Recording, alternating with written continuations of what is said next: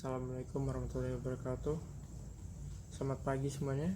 Perkenalkan, nama saya Raditya Najaya, grade 12 dari DCC Global School Bandar Lampung. Pada hari ini saya akan menjelaskan mengenai masalah yang terjadi saat ini bagi Indonesia dan di beberapa negara di dunia sebagai tugas bahasa Indonesia. Serangkaian peristiwa memprihatinkan terjadi di sepanjang Januari 2020. Memasuki awal tahun, serangkaian tragedi terjadi. Dari bencana hingga konflik telah terjadi di sepanjang Januari ini, yang tentunya memberikan kesedihan dan isak tangis sampai menimbulkan korban jiwa. Serangkaian peristiwa yang sangat memprihatinkan dan terjadi di sepanjang Januari 2020 ini akan saya sampaikan sebagai berikut. Yang pertama, mengenai banjir serta tanah longsor di Jabodetabek dan Banten. Curah hujan yang tinggi di penghujung hingga awal tahun menyebabkan wilayah Jabodetabek dan Banten terendam banjir. Banjir tersebut terjadi pada Rabu lalu.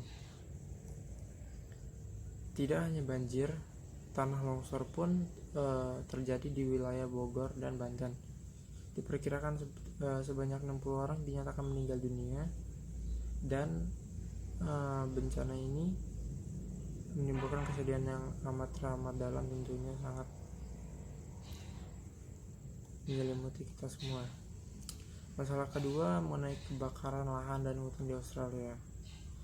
Australia juga dilanda duka di awal tahun ini sebab kebakaran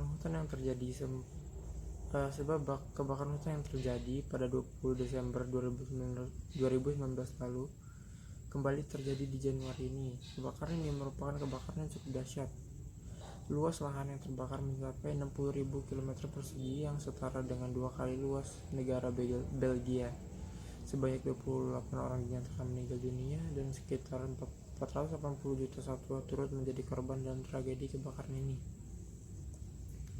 Masalah ketiga yaitu mengenai konflik perairan Natuna. Tidak hanya bencana, namun di awal tahun ini juga telah terjadi konflik di negeri ini.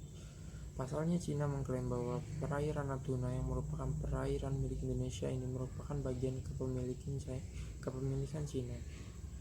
Hal ini tentu berdampak pada nelayan lokal yang berada di Kabupaten Natuna yang kini tidak bisa melaut lagi sebab masuknya kapal-kapal ikan dan Coast Guard milik Cina di wilayah zona ekonomi eksklusif Indonesia sejak 10 Desember lalu.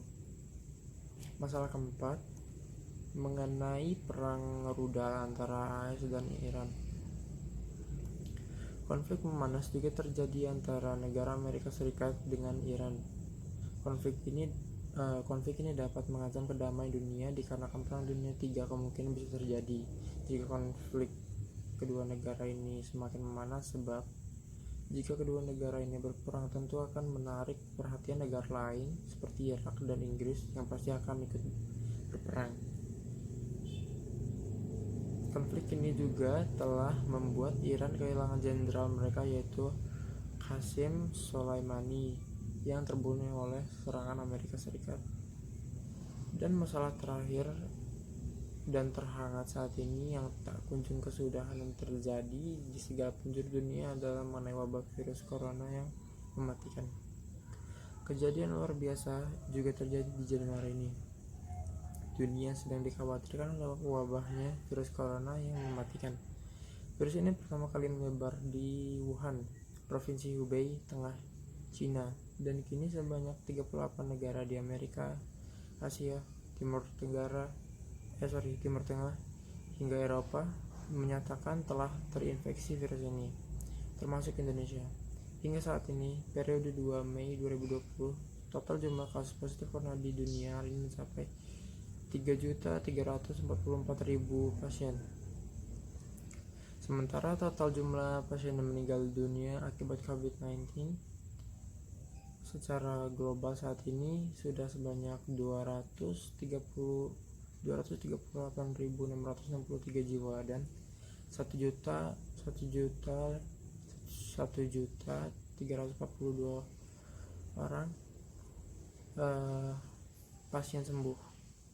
Sedangkan di negara Indonesia untuk kasus virus corona dari 34 provinsi di tanah air, DKI Jakarta menjadi wilayah dengan sebaran pasien positif terbanyak, yakni 4.317. Disusul Jawa Tengah 746, Sulawesi Selatan 547, dan dikarenakan saya tinggal di Lampung, untuk kasus pasien di Lampung sendiri total ada 50 orang positif yaitu 32 orang masih dalam isolasi perawatan, 5 orang meninggal dunia, dan 13 orang pasien telah dinyatakan sembuh. Ditambah pasien dari wilayah lain di Indonesia, sehingga periode 2 Mei 2020 total untuk pasien positif telah mencapai 10.551 pasien, dengan jumlah kematian bertambah 8 orang dari periode sebelumnya, sehingga total pasien COVID-19 yang meninggal di Indonesia menjadi 800 orang. Dalam hal ini ada faktor penyakit penyerta atau komorbiditas hipertensi,